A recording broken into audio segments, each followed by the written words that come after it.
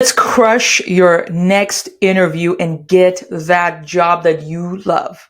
Hi guys, my name is Hangam Stanfield, and my husband and I own 3 restaurants here in the San Antonio area. And in this channel, on Making Dough Show, we talk about making dough in the restaurant business, management, marketing topics. And so if those are the topics of your interest, be sure to subscribe so we can stay in touch. I got a few questions about, some tips about how to win your next interview. And I'm going to share with you some tips. And I've had the privilege of interviewing hundreds of people in the last 8 years.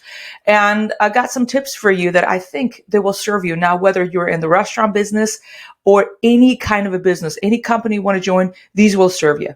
The prerequisite and the pre-tip I have for you is to apply at a restaurant that matters to you. Your time matters as a human on planet Earth. This may be your first job you're applying to work at a restaurant, or you're working to become a manager. It doesn't matter. Your time will matter working at that place.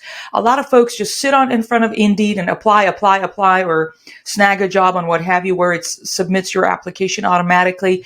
You're kind of being impersonal, and frankly, the employer is going to treat you the same. My suggestion is select your favorite restaurants, maybe 3 to 5 restaurants that you already love going because you love their service, you love their food, you want to be part of that team, or you want to learn some skill set working at that place, which is ultimately what matters. So once you have those restaurants, select which one you want to work for, apply to those restaurants. As an employer, as a business owner, as a restaurant owner, we put our heart and soul into our food and our people. When I'm interviewing 2 people and I ask them, which is one of my first questions I ask, have you eaten at our restaurant? Have you eaten here before? And if they tell me no, that's a huge red flag. So don't be that person versus this other person who says, you know what? I love you guys' pizzeria. My family and I would come here, I don't care, once a month, or it doesn't matter. We come and we really love your multi-meat pizza, and you have a server, her name is Susan and whatever. She is so nice. That's a reflection of all this training system here, and I would love to be part of this team. Bang, right there, you made an impression. Versus somebody asking you that question, if you never eat here at our restaurant, well, clearly you don't deeply care about who we are and what we're about to do. We are local restaurants, so our people need to deeply care our operations. So use those languages that I'm telling you to the employer, to the business owner, to the manager of that establishment, the person who's interviewing you, to get that job. Tip number 1 I have for you is you are going into an interview and you probably are nervous a little bit, and which is understandable. It makes sense. What you have control over is the sandwich of the experience, as in the first 15 seconds and the last 15 seconds of the interview you're going to have control over. What I mean by that is rehearse in your mind. What are you going to do? Are you going to walk in? You're going to smile, eye contact, give a good handshake. How are you going to introduce yourself? Rehearse that part. And the ending of the interview, when you get up, you're going to give that person a good handshake. Again, eye contact, thank them for their time, that you look forward to hearing from them.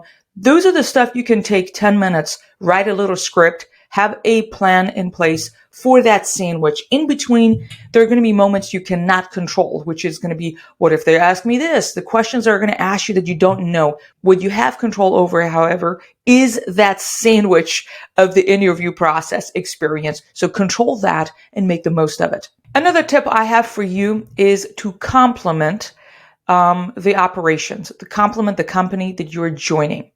I mentioned it in the beginning, but that will go a long way. And let me tell you, managers and business owners are rarely, if much, thanked or complimented. So you are going to make an impression and be very memorable. I did mention this to you before, but you need to demonstrate that you have the basic people skill knowledge. Give a good smile. Smile in the beginning and throughout the interview. Be mindful of smiling.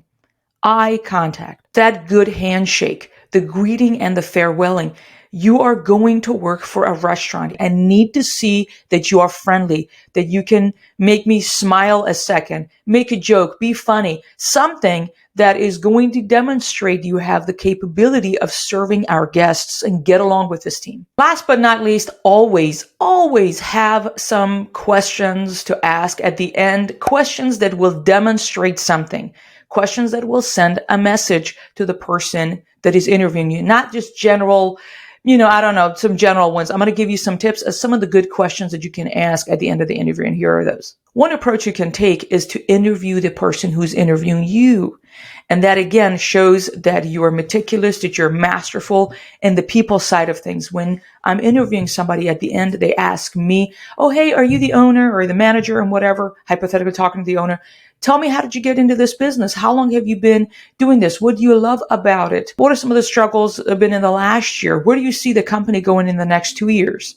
These questions will leave an impression. And so even if you're talking to somebody who said, I'm a manager, I'm a front of the house manager, what do you love about working, Joey's Pizza, whatever, some place, right? What do you love about Joey's Pizza? How long have you been here? Tell me about the company culture here. How are the people here? What's your training system? What are you looking for? Who's the best candidate working at this place? Questions like that. This will leave an impression that you have thought things through. Again, rehearse, sit down. This whole thing that I'm sharing with you, it'll take you 30 minutes, but it's going to serve you no matter where you apply to work and forever. This is the way you interview, spending the time ahead of time practicing those things. Okay, last but not least, this is the last one, follow up. Yes, you go and interview, and in the place you're interviewing, they may not contact you because you are not good fit for the job, because they have a million things going on and they're not, and we interview dozens and dozens of people every single week, and we're not able to respond back to every single one of them. It's not personal. Don't be mad. This is not, maybe you were not a good fit, or maybe it takes them a week or two to get back to you. But here's what you can do. This is in your control. Again, continue to leave an impression and stand out, that you're not like the rest of the people and you're set apart. And that is leading with gratitude. When you leave, you can send a postcard. You can send an email. It doesn't matter. Or you can stop by, or you can make a phone call and maybe speak with the server. And I'm going to tell you this, thanking people for their time. When at the end of the interview, you ask those questions from that particular manager, her name is Susan, that you heard about, what does she love about working here? What's the company culture? Blah, blah, blah, whatever it is.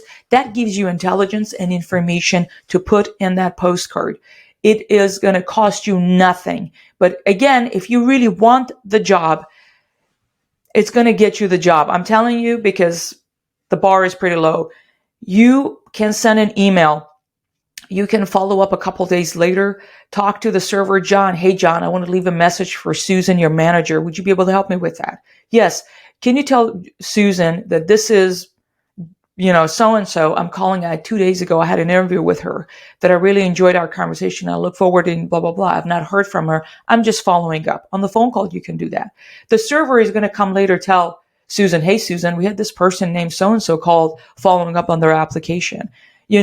Maybe Susan totally forgot, the manager forgot about that person and whatever, but that's going to remind them, oh, wait a minute, this person was actually very professional, really, had great people skills. You have at least something to lead with.